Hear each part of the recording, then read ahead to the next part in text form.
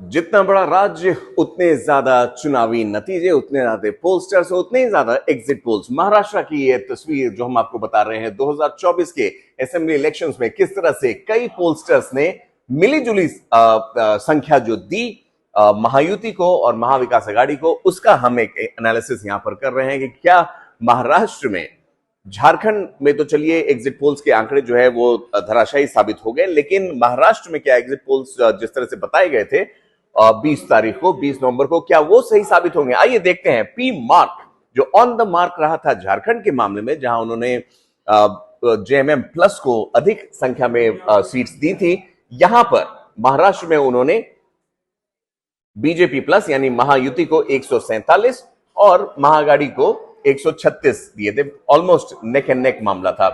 मट्रीज की अगर हम बात करते हैं, 160 सीटें दी थी उन्होंने बीजेपी को यानी कि महायुति को, और महाविकास आघाड़ी को 120। यहां पर क्लियर मेजोरिटी दिखाया ऑब्वियसली बीजेपी को। 156 और 134 चाणक्य स्ट्रेटजीज ने कहा था, फिर भी चलिए इन्होंने कंफर्टेबल मेजोरिटी दी थी। सबसे ज्यादा जो आंकड़े दिए थे अगर आप देखेंगे, पीपल्स पल्स ने महाराष्ट्र में महायुति सरकार को 185। अभी जब हम ये रिकॉर्ड कर रहे हैं तो जो आंकड़ा है और वो ट्रेंड्स में है वो 197 के करीब है, जैसा कि अब मैं देख सकता हूं अभी। फिर भी पीपल्स पल्स ने 185 और महाविकास आघाड़ी को 123 दिए थे। पोल डायरी ने 154 और 95 दिए थे। दैनिक भास्कर 133 महायुति को और महाविकास आघाड़ी को 143। दैनिक भास्कर ने यहां पर they stuck their neck out और 143 उन्होंने महाविकास आघाड़ी को दिया था। हालांकि वो स्थिति उत्पन्न होती नजर नहीं आ रही है।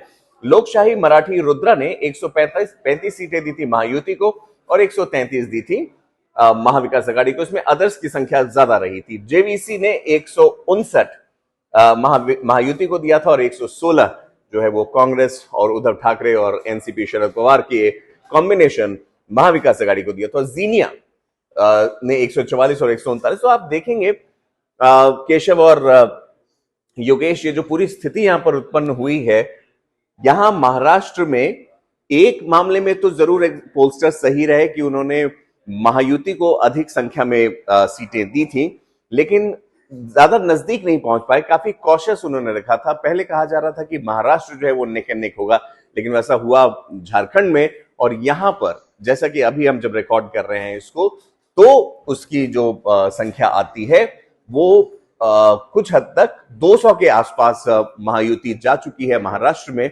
और महाविकास आघाड़ी जो है वो काफी पीछे चल रही है। Don't miss out. Log on to oneindia.com for more updates.